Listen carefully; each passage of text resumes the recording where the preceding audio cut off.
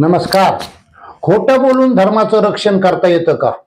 तर निश्चितपणे खोटं बोलून सुद्धा धर्माचं रक्षण करता येतं. हे कसं, याचे काही उदाहरणं घेऊन आपण ते स्पष्ट करूया.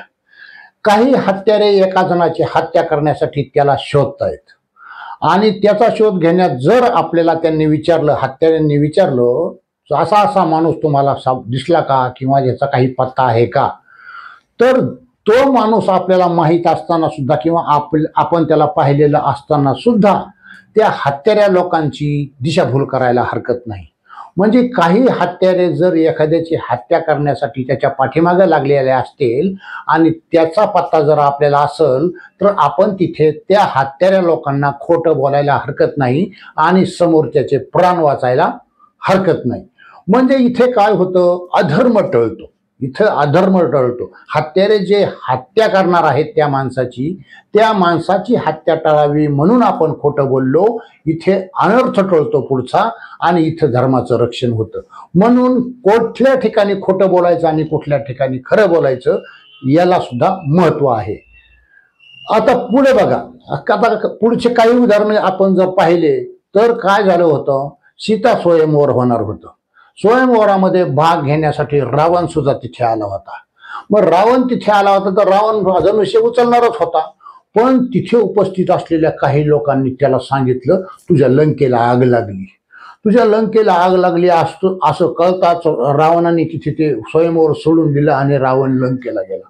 म्हणजे जो धनुष्य उचलणार होता आणि जो सीतामाताला घेऊन जाणार होता, तिथं तो अनर्थ टाळला.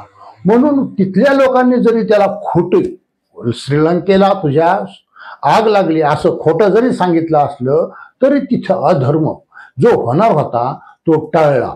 तो टळल्यामुळं काय होतं, खोटं बोलणं सुद्धा तिथं कामी आलं आणि खोटं बोलणं कामी आलं तिथं धर्माचं रक्षण झालं. जिथं कामाला येतं, जिथं काहीतरी समाजाचं हित साधतं, तिथं खोटं बोललं तरी चालतं, कारण तिथं समाजाचं हित असतं आणि समाजाचं हित सर्वतोपरी आहे. सर्वात श्रेष्ठ समाजाचं हित आहे, स्वार्थाचं हित नाही, स्वतःचं हित नाही. म्हणून खोटं कुठं बोललं, जिथं समाजाचा फायदा होतो तिथं खोटं बोललं तरी चालतं आणि धर्माचं रक्षण होतं. आता काय झालं होतं, महाभारताच्या युद्धामध्ये कर्णाच्या रथाचं चाक फसलं आणि कर्ण रथाचं चाक काढायला गेला आणि तो बेसावध असताना सुद्धा अर्जुनाला त्याच्यावर अटॅक करायला सांगितलं भगवान परमात्मा श्रीकृष्णाने. मग ते योग्य होतं का? तर ते योग्य नव्हतं. पण कर्ण कुठून लढत, कुणाकडून लढत होते? कर्ण लढत होते कौरवाकडून.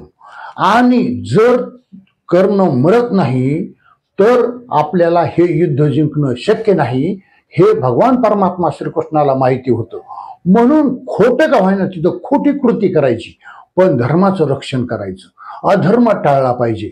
म्हणून भगवान परमात्मा श्रीकृष्णाने अर्जुनाला तिथे अटॅक करायला सांगितलं. आता ते चुकीचं होतं तरी कसं काय, तिथे धर्माचं रक्षण होणार होतं आणि तिथे धर्म स्थापन करायचा होता अन्यायाविरुद्ध लढून. म्हणून ती कृती तिथं योग्य होती. आता पुढे बघा, तिथंच महाभारताच्या युद्धामध्ये जयद्रथला अर्जुनाने अशी प्रतिज्ञा केली होती, सूर्यास्ताच्या अगोदर जयद्रथला मारणार. पण जयद्रथ मरत नव्हता, सूर्यास्त व्हायला आला होता आणि जयद्रथ मरत नाही आणि सूर्यास्त तर जवळ आलाय. भगवान परमात्मा श्रीकृष्णाने आपल्या मायेने सूर्याच्या समोर ढग आणला आणि तिथे सूर्य मावळा, सूर्यास्त झाला असं घोषित झालं आणि जयद्रथ समोर आला अर्जुनाच्या. आता तू अग्नीत उडी घे म्हणून. आता अग्नीत उडी घे असं म्हणल्यानंतर मग श्रीकृष्णाने त्याच्या समोर आल्याच्या नंतर तो ढग हटवला आणि अर्जुनाला जयद्रथावर अटॅक करायला सांगितला. तेव्हा जयद्रथ मेला तिथे. मग हे कृती तर चुकीची होती. सूर्यास्त झाला नाही तरीही भगवान परमात्मा श्रीकृष्णाने मायेने ढग सूर्याच्या समोर आणला आणि तिथे अंधार झाला. आणि मग हे असं करणं बरोबर होतं का? तर असं करणं बरोबर नव्हतं.